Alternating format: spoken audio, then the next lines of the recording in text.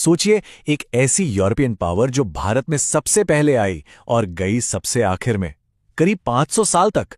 जी हां, ये कहानी है पुर्तगालियों की। चलिए आज उनकी इसी लंबी और बड़ी ही दिलचस्प यात्रा को समझते हैं।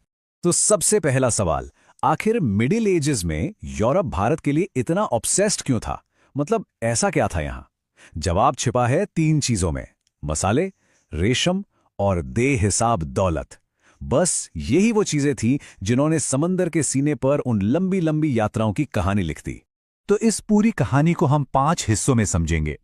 सबसे पहले यूरोप ने भारत को कैसे खोजा, फिर वास्को डी गामा कैसे यहां पहुंचा, इसके बाद पुर्तगाली साम्राज्य कैसे बना, भारत पर उनका असर क्या हुआ और आखिर में उनके राज का अंत कैसे हुआ। चलिए शुरू करते हैं पहले हिस्से से, यूरोप की भारत खोज। पर यहां एक बड़ा सवाल है, उन्हें एक नए समुद्री रास्ते की जरूरत आखिर पड़ी ही क्यों? देखिए, वजह बड़ी सीधी सी थी। भारत उस जमाने ने मसालों और रेशम और कपास का समझिए एक खजाना था। अब होता क्या था कि काली मिर्च जैसी कोई चीज जब अरब और वेनिस के व्यापारियों के हाथों से गुजरती तो यूरोप पहुंचते पहुंचते उसकी कीमत आसमान छूने लगती थी। तो यूरोप वालों ने सोचा, भाई ये बीच के लोगों का खेल खत्म करो और सीधा खजाने तक पहुंचो। और बस दौलत की इसी चाहत ने समंदर में एक बहुत बड़ी रेस शुरू कर दी। और इस रेस का सबसे बड़ा खिलाड़ी बनकर कौन उभरा? Vasco D gamma. 15th century की ये रेस सच में किसी थ्रिलर कहानी से कम नहीं थी। सोचिए, 1487 में बार्थोलोमेव डियाज अफ्रीका के तूफानी कोने तक पहुंच गए। फिर 1492 में क्रिस्टोफर कोलंबस निकले तो भारत खोजने थे, पर पहुंच गया अमेरिका।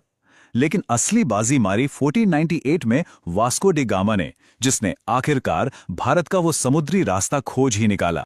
वास्को डी गामा यहां पहुंचा एक गुजराती नाविक अब्दुल मुनीम की मदद से सीधा केरल के मालाबार कोस्ट पर।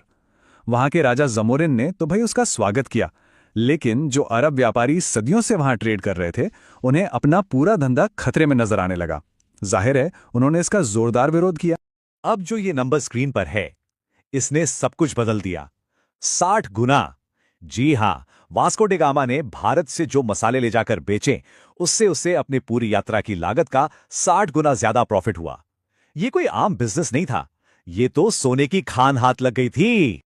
और बस इसी 60 गुना के मुनाफे ने, या कहिए लालच ने, पूरा खेल बदल दिया। पुर्तगाली अब सिर्फ व्यापारी मतलब ट्रेडर्स नहीं रहना चाहते थे, वो इस पूरे मसाले के बिजनेस के मालिक बनना चाहते थे। और इसके लिए वो किसी भी हद तक जाने को तैयार थे। तो अब मुनाफे का ये लालच व्यापार से आगे बढ़ के जीत हार पर आ गया। तो चलिए अब देखते हैं कि पुर्तगालियों ने भारत में अपने साम्राज्य की नींव यानी फाउंडेशन कैसे रखी। साल 1505 में उन्होंने एक नया सिस्टम शुरू किया, वाइसरॉय सिस्टम। इसका मतलब क्या था? मतलब ये कि उनका राजा तो पुर्तगाल में बैठेगा और यहां उसका एक रिप्रेजेंटेटिव या कहिए वाइसरॉय शासन चलाएगा। और हां, भारत में ऐसा करने वाले वो पहले यूरोपियंस थे। अच्छा, जो पहले 2 वायसराय आए ना, उनकी सोच में जमीन आसमान का फर्क था। पहले थे फ्रांसिस्को डी अल्मेड़ा, वो थे समंदर के बादशाह। उनकी ब्लू वाटर पॉलिसी का एक ही मकसद था, समुद्री रास्तों पर कब्जा। लेकिन जो असली गेम चेंजर साबित हुआ वो था अफोंसो डी एल्बुकर्क। उसे सिर्फ समंदर नहीं चाहिए था, उसे जमीन भी चाहिए थी, और इसीलिए उसे इस साम्राज्य का रियल फाउंडर भी कहते हैं। उसी ने तो 1510 में बीजापुर के सुल्तान से गोवा छीन लिया था। देखिए, अल्बुकर्क सिर्फ एक कॉन्करर नहीं था, वो बहुत ही स्मार्ट स्ट्रैटेजिस्ट भी था। उसने पुर्तगाली शासन की जड़ें गहरी करने के लिए सोशल पॉलिसीज का सहारा लिया। जैसे उसने अपने सैनिकों को यहां की महिलाओं से शादी करने के लिए एनकरेज किया, और तो और सती प्रथा जैसी बुराई पर भी अपने इलाकों में रोक लगा दी। और इसी वजह से कुछ हिस्टोरियंस उसे राजा राम मोहन राय का अग्रदूत भी मानते हैं।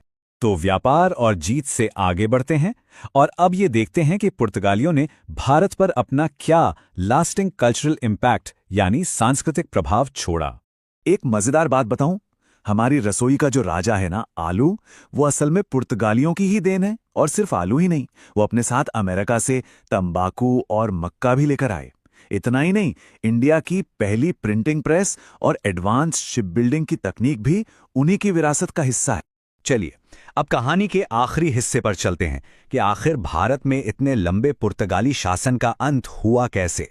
ये बात सच में हैरान कर देती है। सोचिए, 1498 में वो आए और 1961 में गए। मतलब लगभग 500 साल, 5 सदियों तक वो भारत में रहे, किसी भी दूसरी यूरोपियन पावर से कहीं कहीं ज्यादा। जब 1947 में पूरा भारत आजाद हो गया, तब भी पुर्तगालियों ने गोवा छोड़ने से साफ मना कर दिया। सोचिए, पूरे 14 साल तक ये सिलसिला चला। आखिरकार 1961 में इंडियन आर्मी को ऑपरेशन विजय लॉन्च करना पड़ा। इसके बाद जाकर गोवा भारत का हिस्सा बना और फिर 1987 में इसे एक पूरे स्टेट का दर्जा मिला। तो आखिर में ये सवाल बचता है कि पहले आने वाले और सबसे आखिर में जाने वाले इन पुर्तगालियों की असली विरासत क्या है? क्या वो आलू और प्रिंटिंग प्रेस है, या फिर कब्जे और संघर्ष की वो 500 साल लंबी कहानी? शायद जवाब इन दोनों के बीच में ही कहीं छिपा है।